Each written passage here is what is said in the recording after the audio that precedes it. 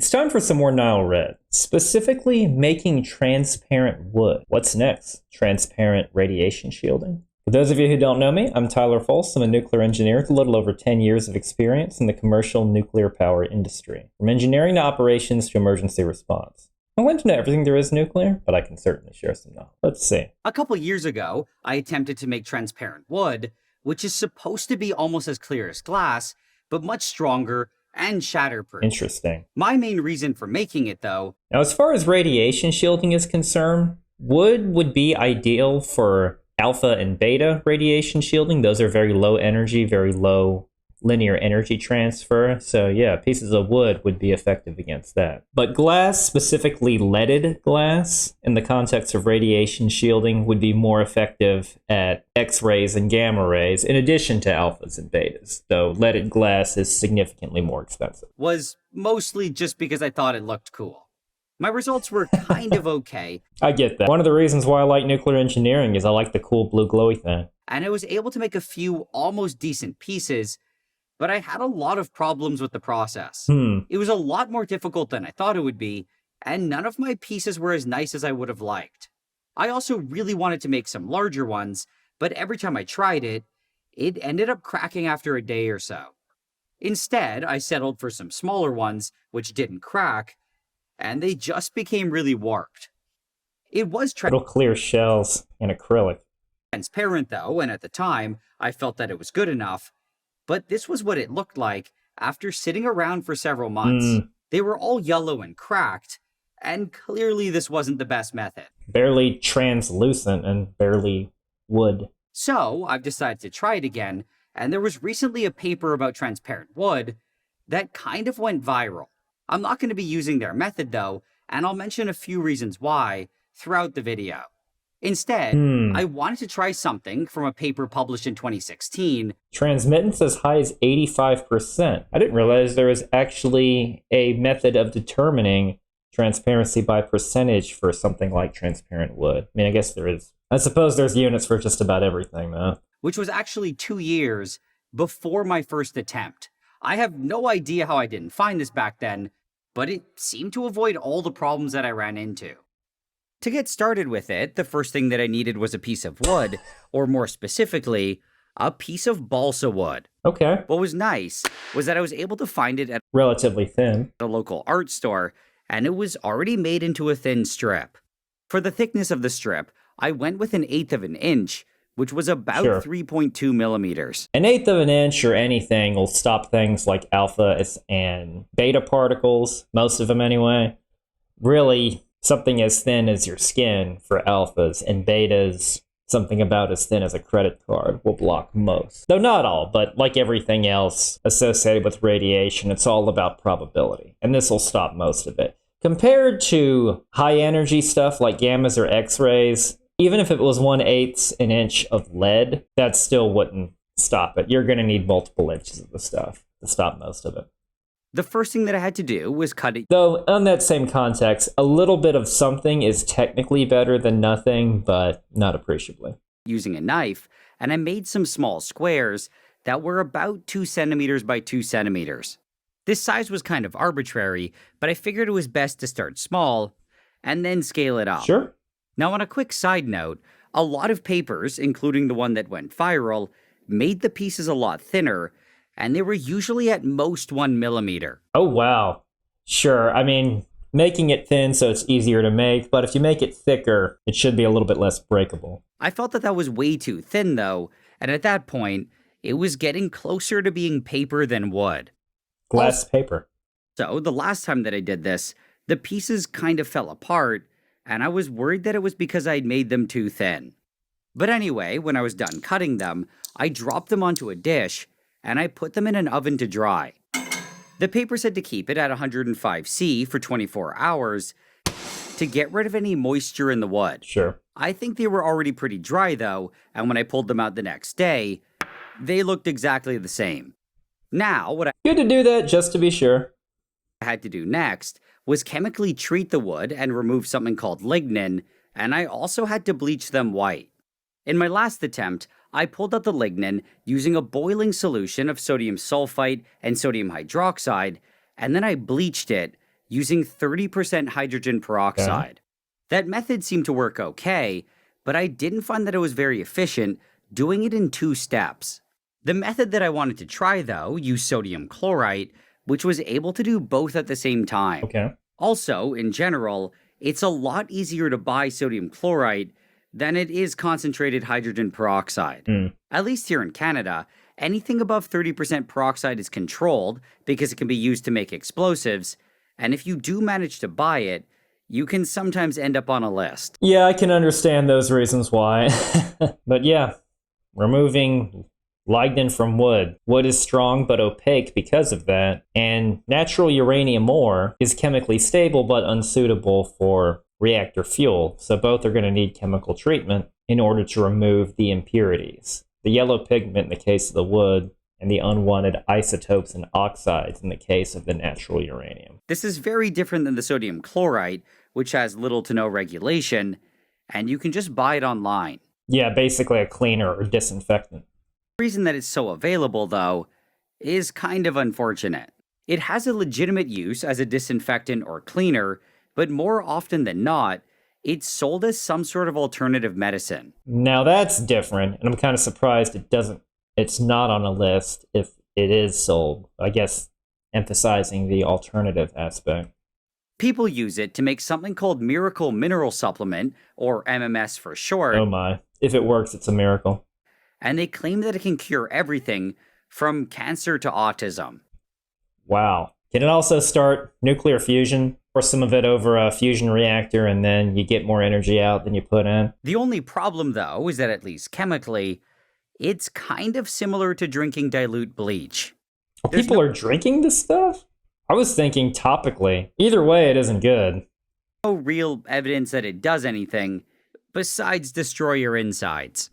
So now, just like that other time when I mean, like anything else, it depends on dosage and concentration. I mean, it's a disinfectant. You can use it to actually clean things, and at a low enough concentration, even clean up. It can even be used in a water purification system. But I'm more concerned by the fact that it isn't as regulated as hydrogen peroxide. We use hydrogen peroxide all the time in the nuclear plant as well. That's the typical caustic or base that we use on the caustic skid in the chemical addition systems in the nuclear plant. Most everything used in the nuclear industry is regulated, including just water. But anyway.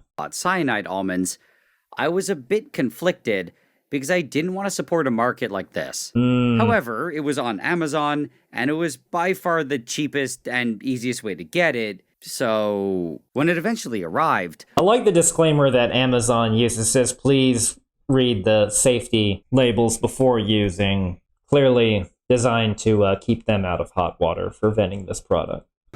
I was able to put together my wood treating solution. According to the paper, I had to make a 1 weight % sodium chlorite with acetate buffer solution with a pH of 4.6 at 80 C.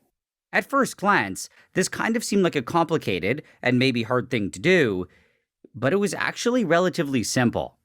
To put it together, I started by adding 125 mils of water, followed by 1.67 grams of sodium acetate and 1.15 mils of acetic acid. I then turned on the stirring, and when all this had dissolved, I was already almost done. I only had one more ingredient to add, which was 1.3 grams of the sodium chlorite. When all of this had also dissolved, I added a thermometer, turned on the heating, and waited for it to get to about 80 C. As it warmed up, the acetic acid was slowly reacting with the sodium chlorite and releasing chlorous acid, which quickly broke down into chlorine dioxide.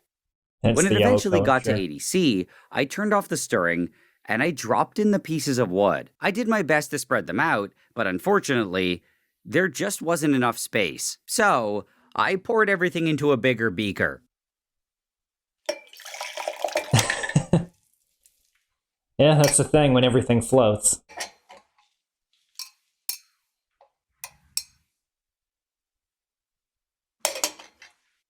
As it sat there, the chlorine dioxide solution was attacking and dissolving one of the major components of the wood, called lignin.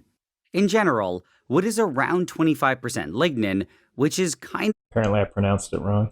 of like a glue that holds the wood fibers together.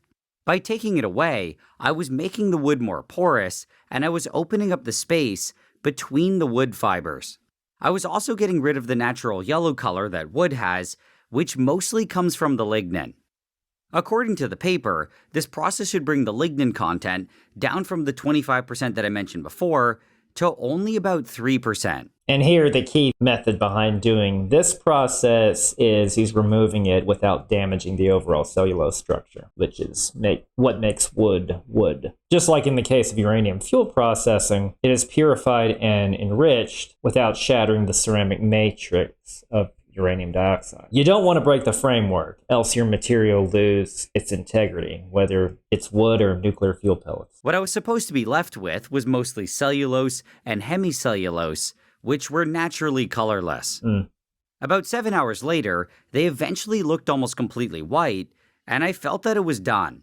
So I pulled them all out, and I dropped them into some distilled water. I then left them overnight for all the chemicals to slowly diffuse out. The next day, I filled another bowl with 100% ethanol, and I transferred them all over.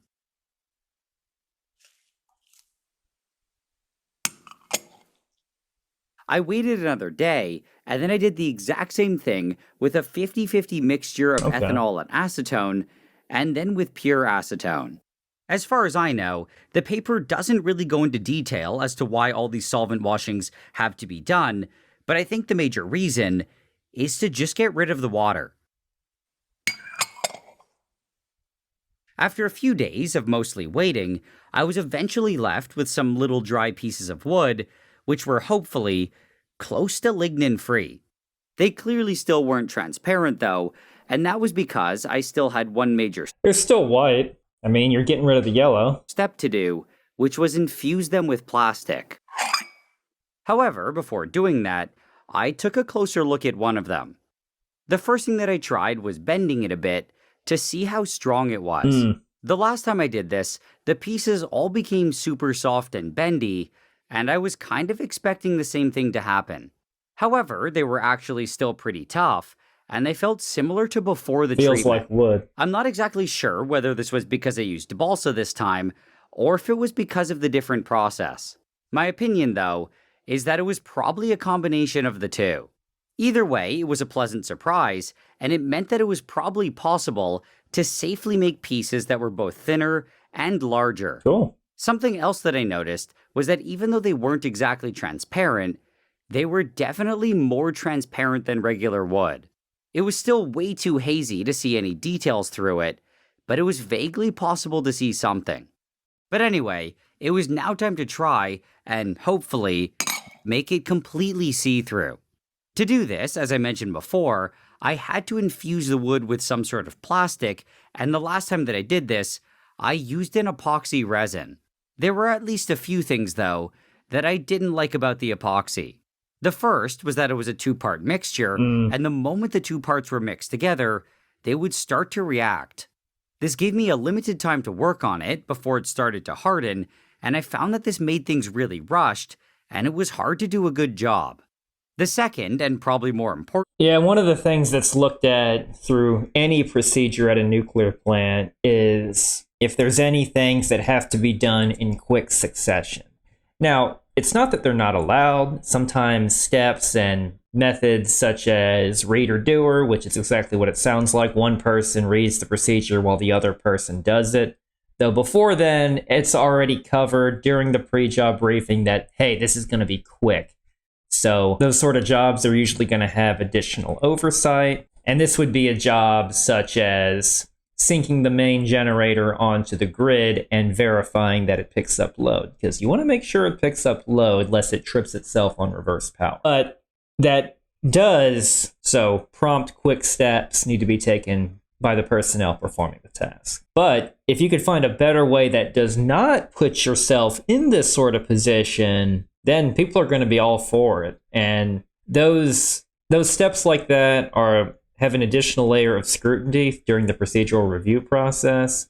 So if you can find a way to do it that doesn't involve that, then it'll make your review process go faster too. Of course, I know a lot of NileRed's processes involve, hey, I found these instructions in this one process done online that isn't always the most thoroughly vetted step-by-step procedure. This one actually seems like it's a little more like a recipe than some of the other projects he's done that I've seen, which is encouraging. But still, that's one thing that we look at a lot.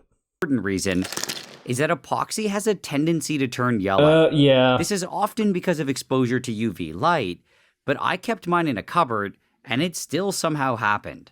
That kind of defeats the purpose if, I want to have some transparent wood, but I can't ever take it out of its cupboard and really get to see it or experience it and admire its beauty or whatever. What I did find interesting, though, was that a lot of papers on transparent wood used epoxy, including the one that recently went viral. In fact, they often use the exact same stuff that I used. In my opinion, though, this was a major problem, especially considering that transparent wood is supposed to be a potential replacement for glass windows. Yeah, you won't want to look outside and see some sickening yellow cover everywhere.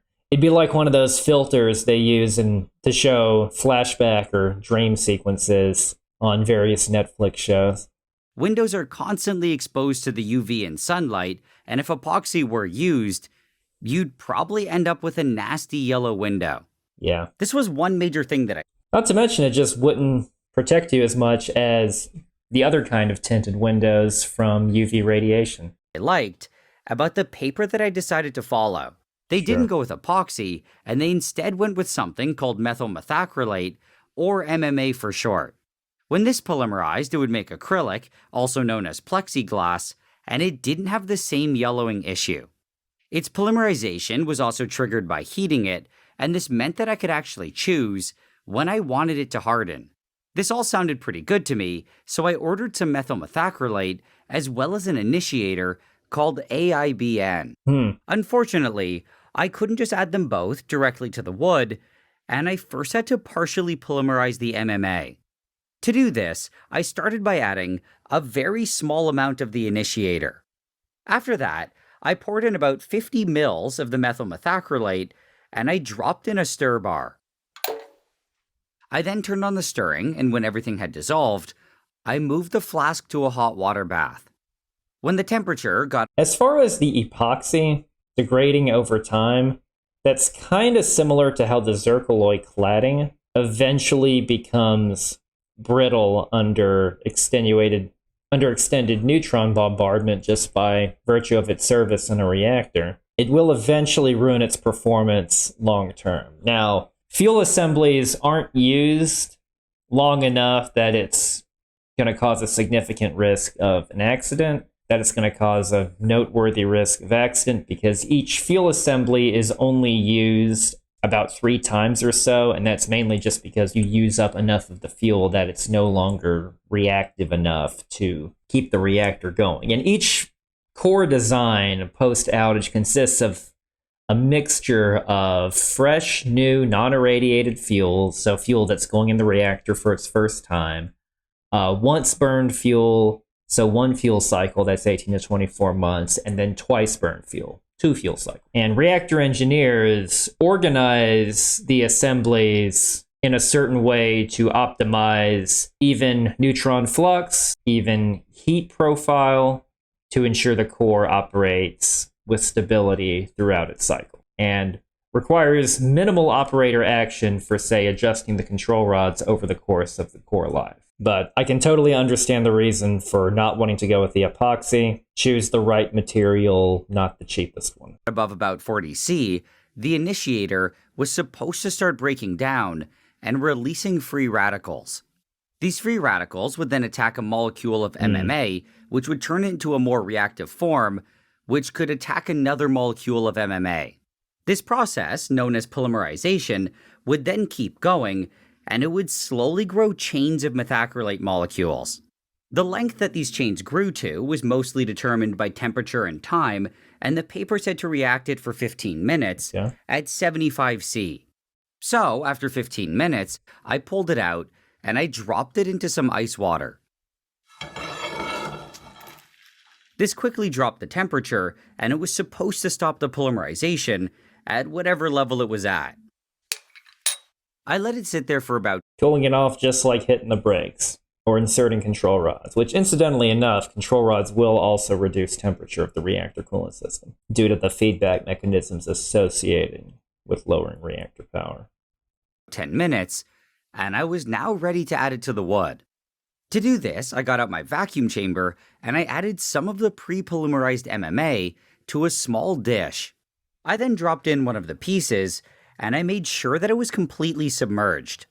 I also covered it with another dish because this step can sometimes splash a lot, and I closed the chamber. Dish containment structure and closing the chamber. After that, I turned on my vacuum pump and it started to bubble because air was getting pulled out of the wood. Then, as I pulled a stronger vacuum, it started boiling off the acetone, as well as some of the unpolymerized MMA. Over the next 15 minutes, the bubbling gradually slowed down and eventually became more or less constant. I kept it going for another 15 minutes, and then I released the vacuum. This should have caused the MMA to start rushing into the wood and filling all the spaces that the air and acetone used to occupy. I really thought that at this step, it would have started looking transparent, but it looked almost exactly the same. This didn't concern me too much though, and I thought that maybe it only cleared up when the MMA was fully polymerized.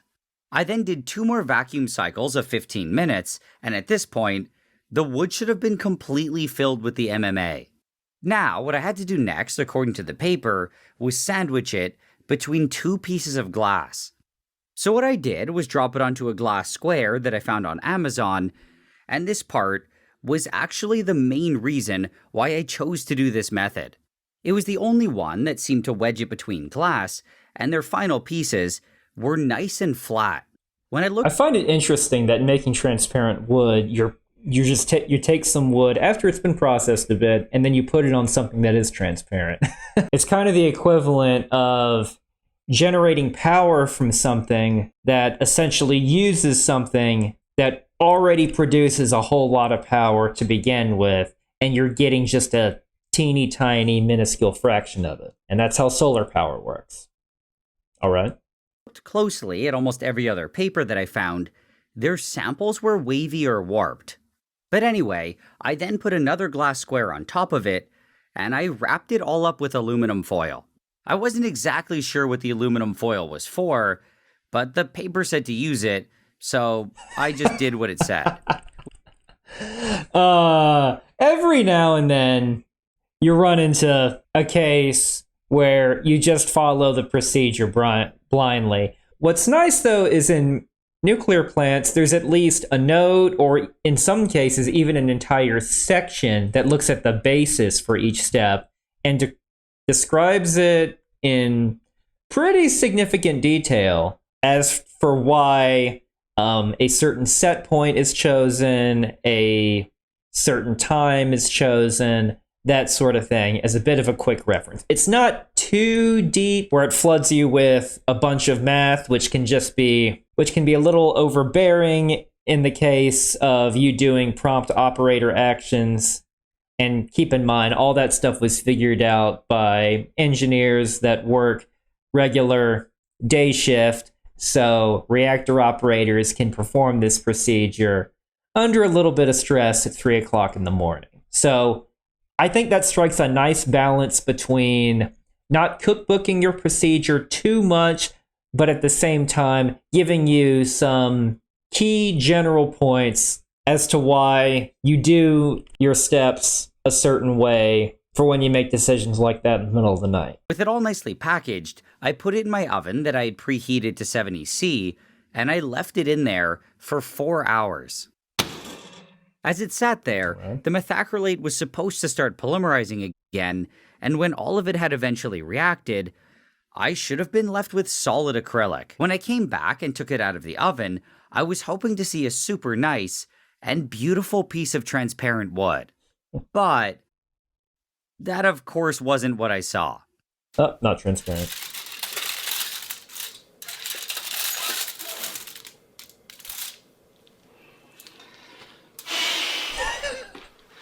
It's, He's a very patient man. He really is. Looks like I didn't do anything to it. Okay, so that was nothing short of a complete failure, and I was gonna have to try again. The MMA had all apparently just disappeared, but that was what the pre-polymerization was supposed to be preventing. By polymerizing it a bit and making some short chains, it should have been making it a lot harder for the MMA to vaporize, and so that it wouldn't just disappear in the oven. Something clearly went wrong though, and I thought that maybe it was the initiator. It was possible that it might be old or bad or something, so this time, I tried using twice the amount. All right. Unlike last time, it started releasing some small gas bubbles, and this was all nitrogen. It was forming as the initiator was being degraded, and it was a good sign that it was actually working. The fact that I didn't see this happen last time probably meant that I'd barely done anything.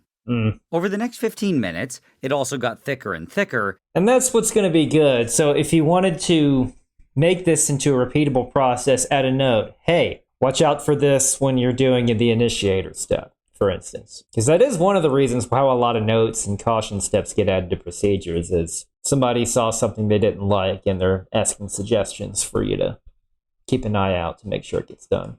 Which was another good sign, and it meant that it was actually polymerizing. Like before, I then pulled it out, and I dropped it into ice water. When it got to around room temperature, I added the thicker MMA to the dish. I then dropped in another piece of wood, added a bit more MMA, and started the same vacuum cycle. After turning on the vacuum though, I realized that I had gotten a bit too excited, and I had forgotten to add the cover dish. Ooh. This wasn't a huge issue though. Splash. Because besides that first pop, it wasn't actually splashing very much, and I just added it after the first cycle. Unlike last time, as I continued pulling a vacuum on it, the MMA slowly got thicker and thicker. I think this was because it was pulling off a lot of the unpolymerized methacrylate and concentrating the partially polymerized stuff. This evaporation was also causing it to cool down, which would thicken it even more. After the last vacuum cycle, the wood still wasn't completely clear, but it did look a bit more transparent. I then took it out, squished it between some new glass squares, and threw it in the oven. I was again hoping that it would just magically clear up and look amazing, but that wasn't the case. I mean, it was definitely better than before, but I wouldn't call it good. Also, a major problem that I was noticing was that it looked like the acrylic was stuck to the glass. As far as I know, this issue was never mentioned in the paper, and I kind of just assumed that as it cooled, that it would pop itself off. However, that clearly didn't happen.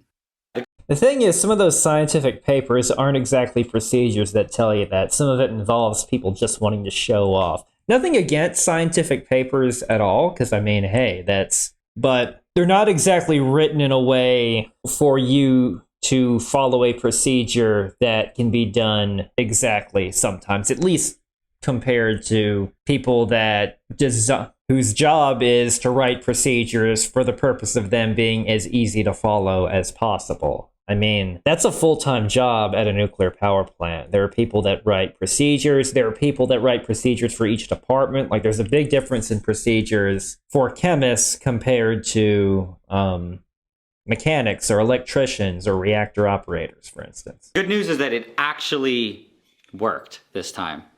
Kind of. The bad news is, emphasis on the kind of. It sucks.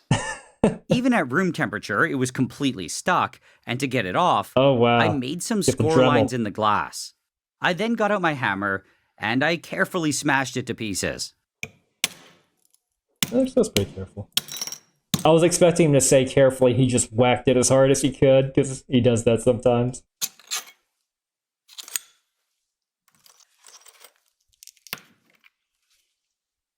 I also did the exact same thing to the other side, and I was eventually able to free my piece. There was unfortunately still some glass stuck to it though. Yeah. So again, I carefully hit it with the hammer.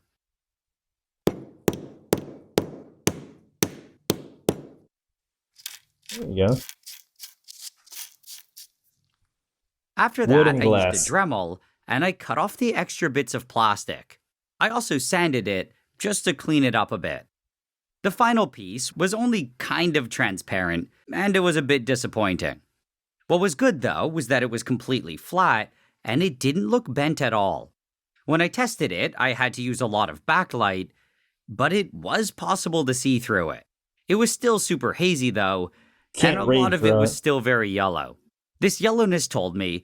And he picked a book on CPR techniques, or some sort of first responder techniques. Okay. I clearly hadn't treated the wood pieces for long enough, and there was still too much lignin in there. I think the biggest problem, though, was that I'd made the pieces way too thick. I did this because I was really worried that they were going to fall apart, but they turned out to be totally fine. So, this extra thickness wasn't really doing anything, and it was basically just making it hazier. It was making the whole thing a lot less transparent, even in the non-yellow parts that kind of looked okay. Based on this first and kind of successful run, I had a bunch of issues to fix, and the first thing that I did was cut some thinner pieces. All in all, not a bad first run, though. Or I guess second run in this case. I was clearly a bit too ambitious trying to make them so thick, and they for sure had to be reduced, but I didn't want to go all the way down to 1 millimeter. So this is the challenge when making anything. Balancing structural integrity with optical clarity. Each small variable, temperature, ramp, initiator amount, thickness, which is what he's changing, and the glass plate pressure can drastically change the result. It's the same sort of stuff at the nuclear plant when talking about the cladding chemistry, what materials to choose, what type of pipes to use, and manufacturing the fuel itself. It's all a bunch of trade-offs. I instead settled for 1.5 millimeters, and I found these thinner balsa strips on Amazon. I then did the exact same process as before, except this time, I made sure to keep going until they were completely white. This ended up taking about 7 hours, and when I felt they looked okay, I dropped them all into some water, and I compared them to the older pieces. Okay. The difference was pretty obvious, definitely wider. And what I had now was definitely a lot better. I then dried the pieces using solvents, but this time, because it was way cheaper, I used 99% isopropyl alcohol instead of the ethanol. This again took a few days, and when it was done, they were already kind of transparent. Now, for the pieces of glass, I stopped using those thin and flimsy ones. I instead found these coasters on Amazon, which were much thicker, and hopefully I've actually had those before. a lot stronger. I also decided to spray them with some mold release to prevent the acrylic from getting stuck to the glass. The only issue was that I had no idea how to properly apply it, and I ran into a bunch of problems. After a few small tests, though, I found something that seemed to work. Both of the plates were first cleaned with some alcohol, and then I lightly sprayed them with the mold release. After that, I used a brush to spread it out, and to try to give it an even coating. I let it evaporate for about 10 minutes, and when it started beating up, I wiped it around to even it out. I then added a second layer by repeating the exact same thing, and when that was done, I polished it with a microfiber towel. Make sure all your tools are clean. This left me with a pretty shiny and clean surface, which the acrylic hopefully wouldn't get stuck to. With this all ready, I prepared some more methyl methacrylate, but even with twice the initiator, it didn't work in 15 minutes. It instead took 30 minutes to thicken, and I have no idea why. But either way, I now had everything that I needed, and I started treating one of the pieces. Twice the initiator and half the thickness, all right? I did the exact same thing as before with 3 vacuum cycles, and when it was done, it was looking pretty good. Interesting is using the acrylic, that's essentially fuel cladding interaction. When uranium pellets are sintered and inserted into the zirconium tubing, we're effectively implanting the fuel with a support layer that preserves its geometry, stops fission gas leaks, such as xenon, and allows the heat to transfer smoothly. The acrylic's kind of like the zircaloy cladding. It fills the voids, prevents the cracks from spreading, and makes the whole structure usable. Wouldn't recommend having nuclear fuel without cladding, because you're essentially removing one of your fission product barriers. I then carefully dropped it onto one of the new pieces of glass, sandwiched it with another one, like a piece of soap. Wrapped it, and put it in the oven. With all the changes, I was extremely hopeful for this one, but it of course also kind of failed. The wood was definitely more transparent, but the glass had somehow tipped over. The combination of the stronger glass and the mold release seemed to work though, and I was able to easily pop off the top one. It actually worked. However, the actual piece of wood unfortunately didn't pop off as nicely. This made it even sadder than I had hoped. Why? Man. But at least the problems were quite fixable. So, I decided to quickly try it again. This time, after dropping on the treated piece of wood, I added some spacers that I'd cut out of the untreated balsa. I figured it was an easy fix to stop the glass from tipping over, and I also used aluminum tape to hold it all in place. This felt a lot more solid than before, and it was way better than just trying to balance everything on a piece of wood in the middle. Also, because of the issue before with the piece of wood still getting stuck, I treated the glass with 4 layers of mold release instead of just 2. The result from this run, finally, wasn't a complete disaster. There you go.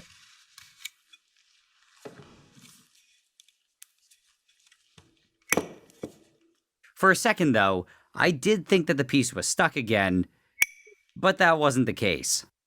The piece from this one was even better, however, it was still a bit problematic. The side that was touching the bottom plate was almost completely smooth and shiny, but the other side looked like it was missing acrylic in the middle. I wasn't sure why this happened, and I thought that maybe it was just because the surface of the wood wasn't perfectly flat. It was possible that the glass was only touching it in a few high spots, and there was a slight gap between the rest. To fix this, I thought that it might work to just put some weight on it and to really squish it together. So now, for the hopefully final attempt, I did it pretty much in the exact same way as the last one. I then put it in the oven, and for the weight, I needed something that was small, but really heavy. I initially had no idea what to use, and I probably spent 15 minutes just walking around. Wouldn't recommend using uranium fuel. It's small and heavy for its size. Of course, knowing NileRed, it's probably got some osmium sitting around or something weird. Around the room looking for something. What I ended up finding turned out to be perfect, though, and it was the 5-pound tungsten cube. Okay, tungsten's good too. Has similar density to uranium, but it's not radioactive. That I had randomly bought over a year ago. I then waited the usual 4 hours, and when I opened it up, I was pretty happy with what I saw. I let it sit for about 30 minutes to cool down, and then I took it apart. It was a bit stubborn, but it was pretty easy to crack it open with a screwdriver. All right. Like before, I got rid of the extra plastic using a Dremel, and I also sanded it a bit. This one was by far the best result, and I felt that it looked pretty good. It's pretty good. It looks about like the frosted glass you see in bathrooms. The top side was still a bit rough. Maybe even a bit more transparent. But the bottom was close to perfect. So the extra weight apparently didn't do very much for the top, but it seemed to help the bottom. Now, when I tested it, it was way more transparent, and I could easily read the text through it. You can sort of see how to do CPR on it. My only issue with this piece was the rougher top, and I started thinking that maybe the top just had problems. However, I thought that the fix was relatively easy. I figured that all I had to do was just selectively treat the top rough side by painting some more methacrylate on it. I would then do the exact same vacuum cycle, and I would squish this treated side against the bottom glass. In my mind, this made total sense, and I was almost certain that it would work. So I did the really smart thing, and I completely skipped trying it. I instead just assumed it would work, and I jumped right into scaling things up. I honestly...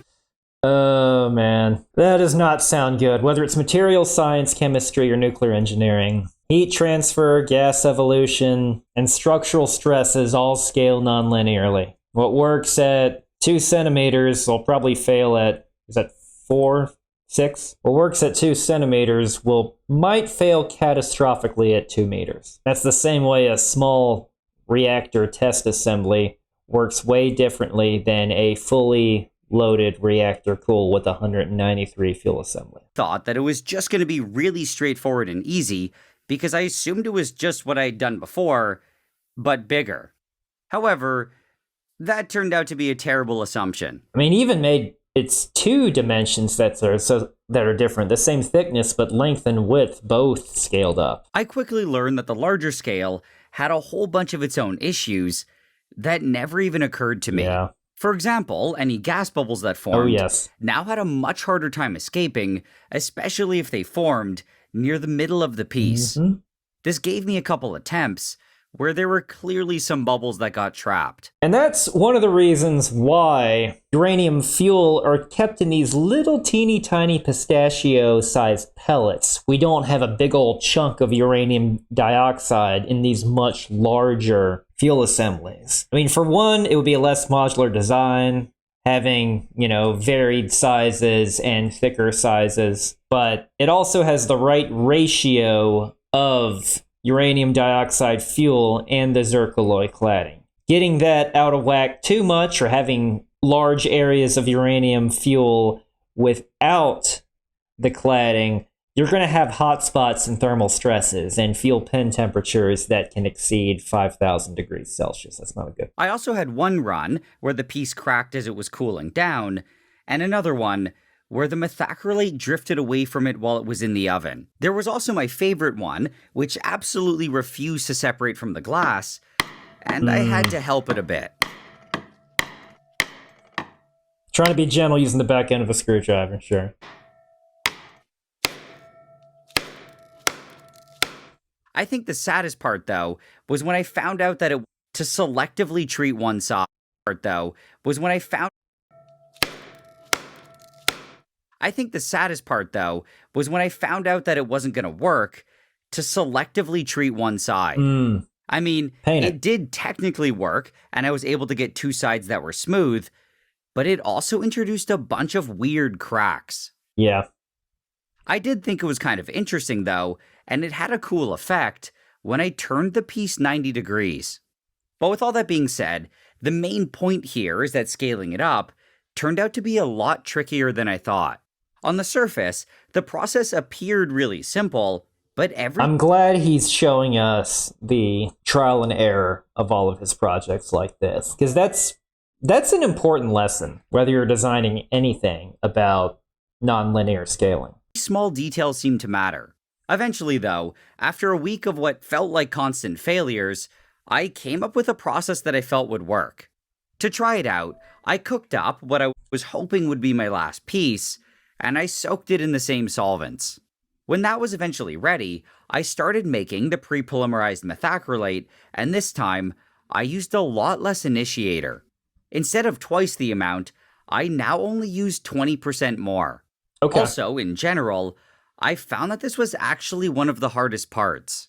This was because I found that there was an optimal thickness or viscosity that I had to bring it to, Sure. but it never seemed to take the same amount of time. Sometimes it was ready after as little as 15 minutes, and other times it took closer to 40. It's very possible that I was just doing something wrong, but either way, I ended up having to use a method that wasn't exactly super scientific. I basically just got good at shaking it around and looking at it, and knowing when it was ready. Hey, there's plenty of room in processes that involve skill of the operator. When it eventually got to what I felt was the right thickness, I pulled it out, and I dropped it into ice water. When it had cooled down to around room temperature, I poured it all into a large dish. I then dropped in the piece of wood, and I made sure that it was completely submerged. Now, I again had to do the 3 vacuum cycles on it, but this time I had to do them for much longer, at around 45 minutes each. I also pulled the strongest vacuum that I possibly could to try to get rid of all the acetone, as well as any unpolymerized methacrylate. I found that this was important because otherwise they would boil off as they sat in the oven and potentially introduce bubbles. In the nuclear plant, you try to pull the strongest vacuum you can on the condenser because it increases your overall thermal efficiency of the whole reactor, steam generator, steam turbine, condenser, feed water system combined.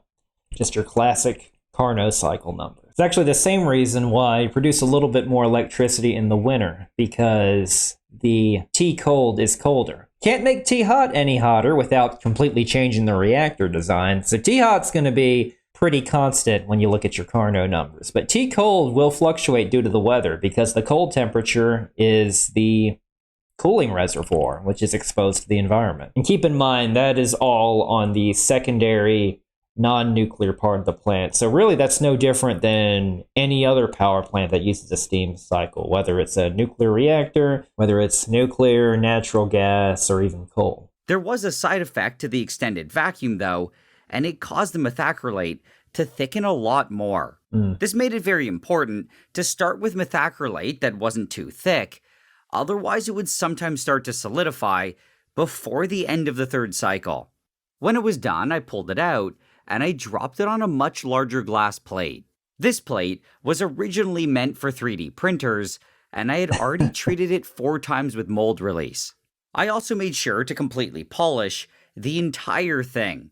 Any unpolished parts could cause the acrylic to stick, and malleable. And this was why one of my pieces ended up cracking.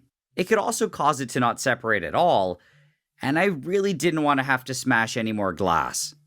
In most of the other runs, I used small wood spacers to help stabilize the glass plates, but I realized that they were actually sabotaging me almost the entire time. I think it took me way too long to find this out, but apparently methyl methacrylate contracts as it polymerizes, and it can lose up to 21% of its original volume.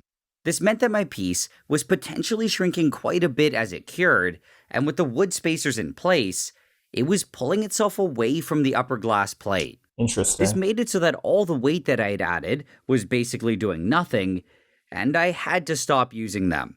When I first realized this, I thought it was going to be a problem, and that I'd have to come up with some other way to balance the plates. Retractable wood. However, it turned out that on this larger scale, they weren't even needed. The piece of wood was now big enough that there wasn't really an issue balancing the glass plate on it, and as long as I kept it And sometimes doing things at scale can get you better results. It's kind of funny like that. more or less centered, it was totally fine. At this point, things were looking pretty good, and I put it in my oven. I then loaded it up with a much larger tungsten cube, which was coincidentally the perfect size, and it weighed about 40 pounds. I had bought this one around the same time as the smaller one, and I had originally planned to use it for a video. I never really ended up getting around to doing that. However, I like to think that this technically counts. With everything in place, I made sure that everything was all level, so that the Could use it with the radioactive source. That amount of thick tungsten actually makes it more effective. Tungsten is actually more effective at radiation shielding than lead because it's even thicker. But it's not the most. But you can easily get twice as much lead for less than half the price.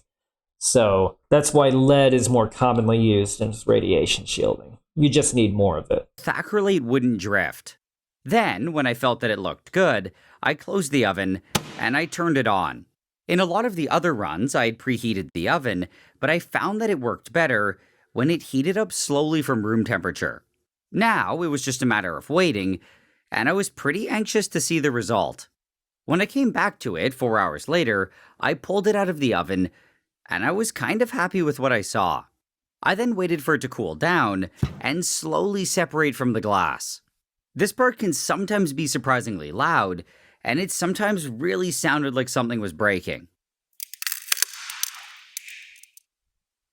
There was also one time where the acrylic actually did snap, so I couldn't help but be a bit nervous.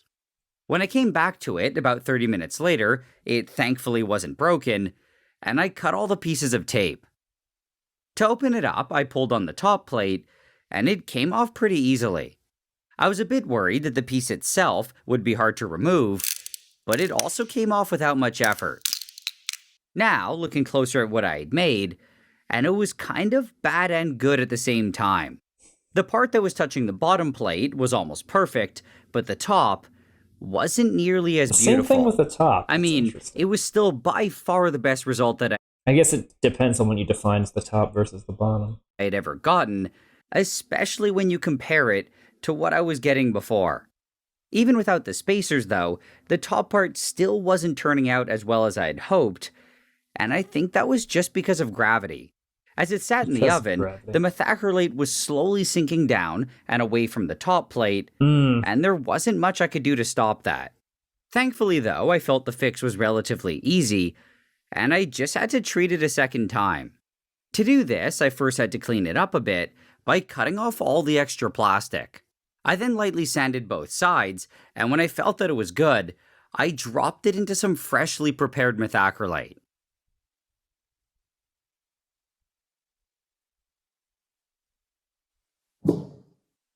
Here we go. I then did the typical 3 vacuum cycles on it, but this time, they were much shorter.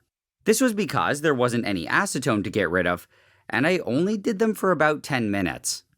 When it was done, there was unfortunately a small part in the bottom corner that refused to fill with resin.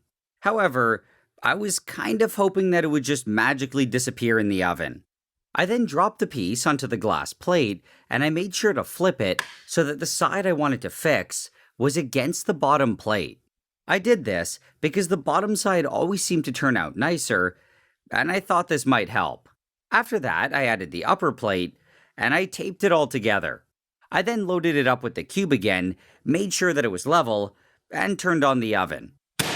I was again really anxious to see how it turned out, and I patiently waited the 4 hours. When it was done, I took away the cube, and I was almost immediately disappointed. To know exactly how bad it was, though, I first had to wait the 30 minutes for it to cool down.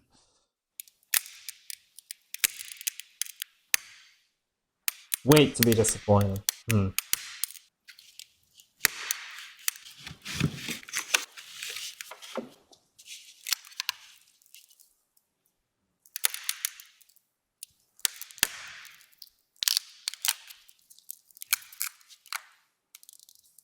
It didn't end up being as bad as I thought, but it also wasn't great, and to be honest, Not great, not I terrible. kind of expected that.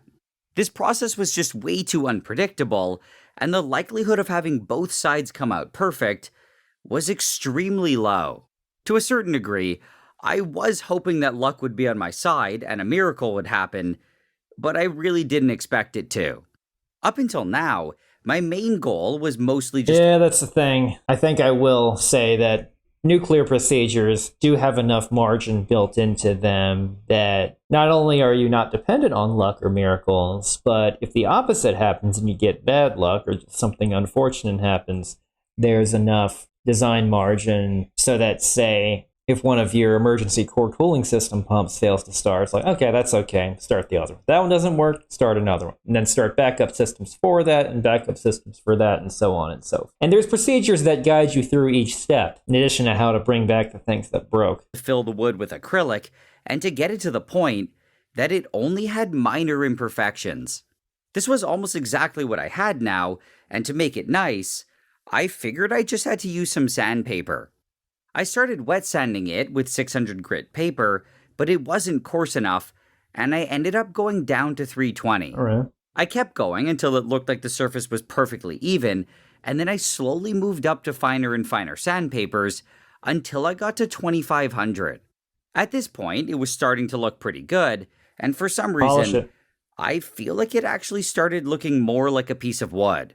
It was still a bit too hazy though, because the surface was still a bit rough. So what I had to do next was polish it, and based on what I saw online, this plastic polish by Novus seemed to work pretty well. The instructions were pretty simple, and it said to start with the number 3.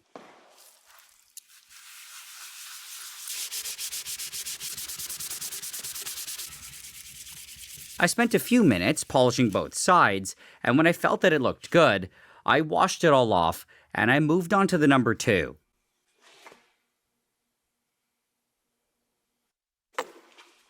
This one said to keep going until the polish disappeared, and I again did it on both sides.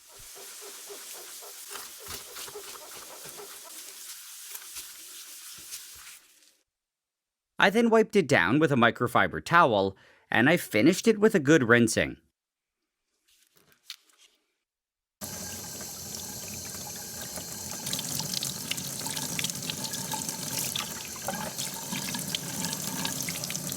looks pretty good. I mean, I know just putting Now, water with on it all polished and clean, I cut off the extra plastic.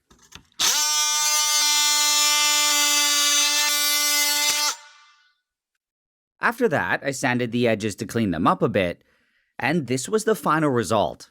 It was honestly way better than I ever thought it would be, and I was really happy with how it turned out. I mean, this is what nuclear engineers look at when they want to finish fuel rod, for that matter. Smooth, uniform, no bubbles, no cracks. Transparent wood strip that doesn't shatter after all. It technically still isn't perfect, but I think that's kind of a good thing.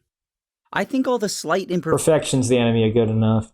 imperfections on the surface actually make it look more like a piece of wood and less just like a slightly hazy piece of plastic. Also, I think the sanding made the grain of the wood much more obvious, which I thought was really nice. Now, for a quick transparency test like I did before, and it was way better. Wow. The text below it was extremely easy to see, and I didn't even need a backlight. One thing that I did notice, though, now that it was against the white paper, was that it did have a slight yellow tint to it. Despite this, though, and all of its flaws, it was still better than I ever expected, and I guess my revisit was successful. I mean, it was one of the most finicky and frustrating projects I've ever worked on, but it turned out almost exactly how I wanted it to. It also ended up still looking like a piece of wood and not a chunk of plastic, which I was really happy about. Wait, though, it kind of is a chunk of plastic. In the future, I think I would like to try and scale things up even more, and it would be really cool to make a proper full-size window. Oh, wow. However, for now, and at least for a while, I'm kind of done thinking about transparent wood. I mean, hey, a transparent wood strip that doesn't shatter is the material science equivalent of a defect-free uranium dioxide pellet inside flawless zircaloy tubing, ready for insertion into your core. Now, on a bit more of a personal note, I mentioned in my... Thanks so much for the recommendation, and thanks so much for watching. I'll see you next time.